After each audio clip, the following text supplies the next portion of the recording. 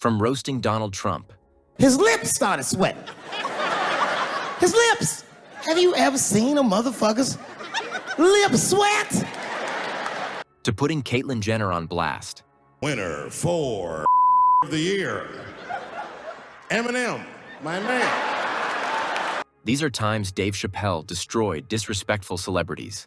Michael Jackson allegedly likes a long gander at the anus. So they said he stares at people's buttholes. That's what they said. That's how gross the documentary was.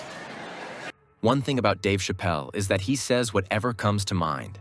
Somebody come up to me like, Dave, Chris Brown just beat up Rihanna. I'll be like, well, what did she do?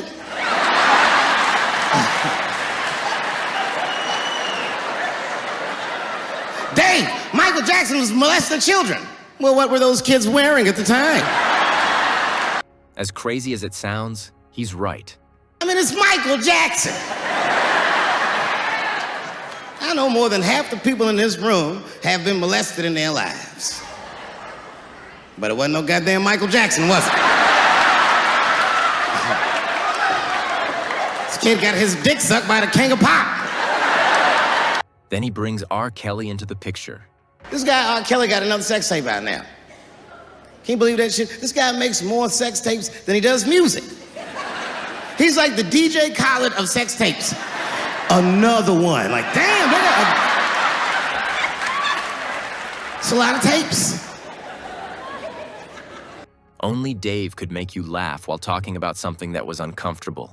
I've never seen anything like this. The prosecutor in Chicago came out in a press conference and read to the media a transcript of a sex tape. Have you ever heard of such a thing? This nigga read the sex tape. And it was so bad that R. Kelly sounded guilty in the transcripts. His next victim is Will Smith.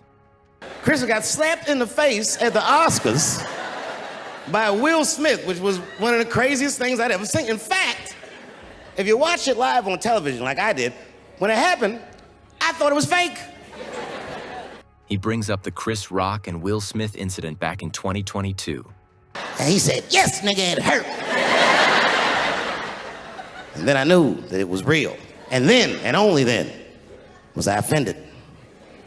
And I wasn't just offended that he got slapped. That was only half of it. The real offensive part was that after they slapped him, this nigga Will just sat down and enjoyed the rest of his evening. It was crazy. He gave the same energy while he roasted Harvey Weinstein. Harvey Weinstein's probably the first person that I ever looked at a photograph of and was like, yeah, he rapes. He roasted him so casually. I'm not sure this motherfucker has a choice. Not a handsome man. A lot of meat and extra skin on his face.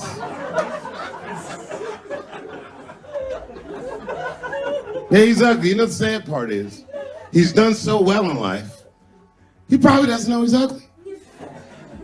Brad Pitt also got dragged into it. You're good looking.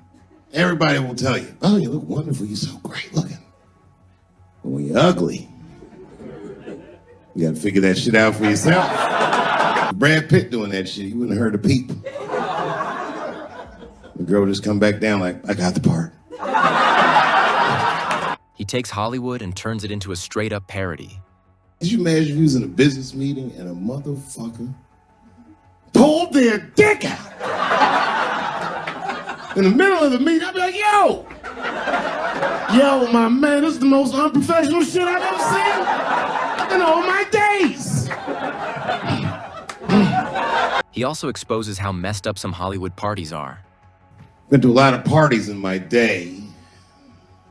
Never been to a good one that had 14-year-old boys in it. Not even when I was 13, you know what I mean? He also drags Donald Trump. I watched Donald Trump in a press conference, and this motherfucker had all the media gathered, and this nigga literally asked the media to their face to stop finding shit out. I was like, yo, this motherfucker is bugging. He talks about his unusual approach to controlling the press. I'm not even making this up. His lips started sweating. His lips. Have you ever seen a motherfucker's lip sweat? What the fuck is wrong with this nigga's lips? He hints at the over-the-top paranoia Trump openly shares with the public. I'm not even making a shit up. This motherfucker grabbed the podium. He goes, "You don't know how scary the things I read in my briefings are." And I was like, holy shit, man. You ain't supposed to tell us that, bro. He also does a Trump impression. All this motherfucker's ideas sound like high people ideas. Like he doesn't think these things through before he tells us. He just tells us what he's thinking as soon as it occurs to him. This shit sounds nuts. I'm gonna go to China and I'm gonna get those jobs from China and bring them back here to America. He breaks down his habit of throwing out these big dramatic fixes. Stop trying to give us Chinese jobs. I am going to bring back coal. Coal? I'm not even exaggerating. I have never in my life even seen a fucking lump of coal. He talks about Trump's actions and how the media makes everything worse. The media got on him about putting Jared Kushner in his cabinet, and I didn't think that that was the worst thing he'd done. I mean, it was still early, and I mean, it's not unprecedented. Kennedy had his brother as the attorney general, right? And this motherfucker's a Washington outsider. To be honest with you, I'd probably do the same thing. As a matter of fact, I do. You think I go to a Hollywood meeting with all them white folks by myself? He gets into one of Trump's funniest international mix-ups. Remember when it was the day after the election and the president of Taiwan called Donald Trump to congratulate him? And Donald Trump, you know, of course, took the call and talked to the president of Taiwan. Problem with that was Taiwan doesn't have a president. The way he delivers it makes it funnier. The United States functions on what they call a one China policy, and Taiwan is a renegade province of said China.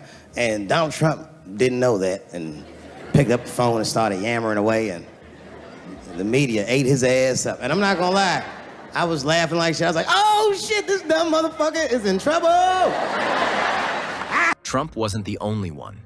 He put Caitlyn Jenner on blast in one of his shows. Caitlyn Jenner was voted Woman of the Year.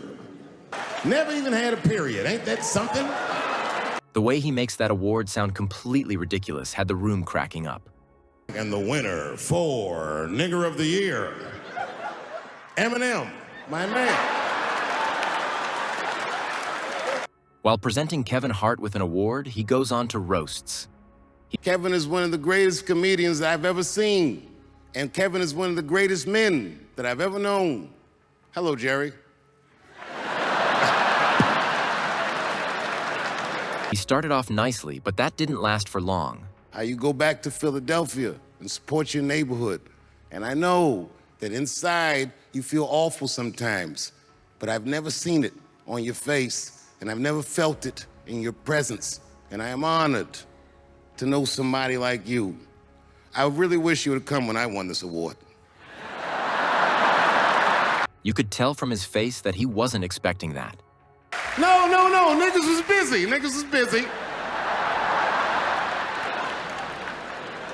Dave Chappelle proves once again that he doesn't hold back.